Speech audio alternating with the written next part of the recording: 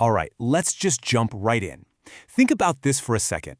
One of the biggest, most unbelievable military victories in history was won by a guy who was, and I mean this, literally hiding because he was so scared. This is the incredible story of how a massive army was defeated by just 300 men, led by a hero who never ever saw himself that way. I mean, the Lord is with you, mighty warrior. Wow, those are some heavy-hitting words, right?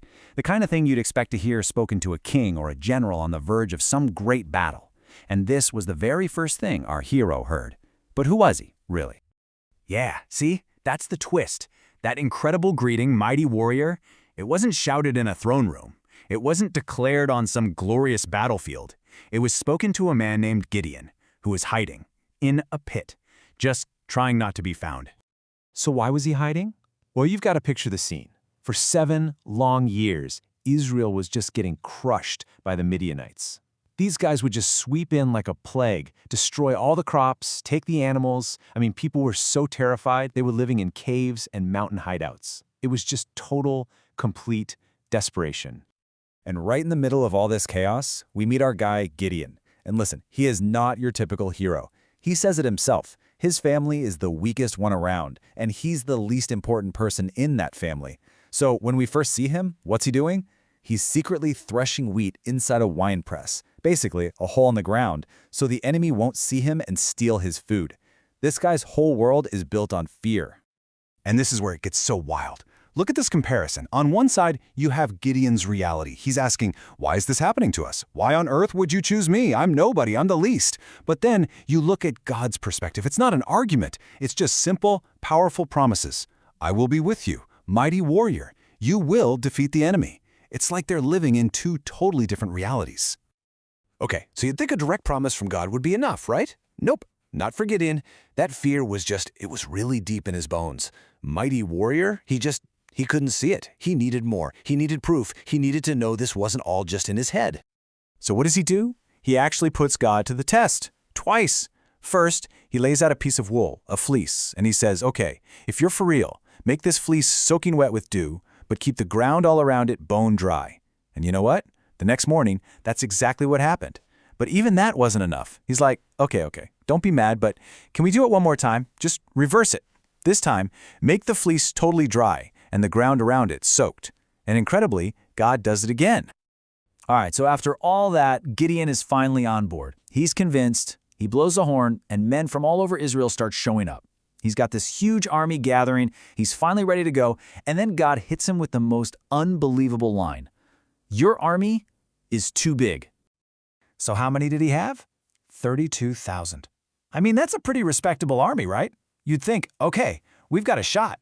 This probably felt like, yes, things are finally turning around. And then God gives the first instruction. It's simple, and it's kind of brutal. Go tell anyone who is scared that they can just go home. Think about that. God's first move is to target the very thing Gideon just struggled with, fear. And the result?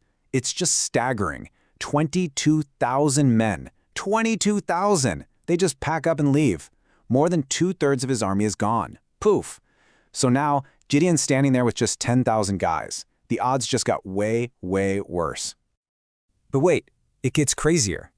God looks at the 10,000 and says, nope, still too many. So he gives Gideon this second test. And this one is, well, it's just bizarre. He tells them all to go get a drink of water from a spring. And he tells Gideon to just watch how they drink. Most of them get down on their knees and stick their face right in the water. But a handful of them, they stay on their feet, alert, and just cup the water in their hands to drink. And guess who gets picked? The ones who stayed alert. The ones who cupped the water in their hands. And the final number? Just 300. From 32,000 all the way down to a tiny band of 300 men.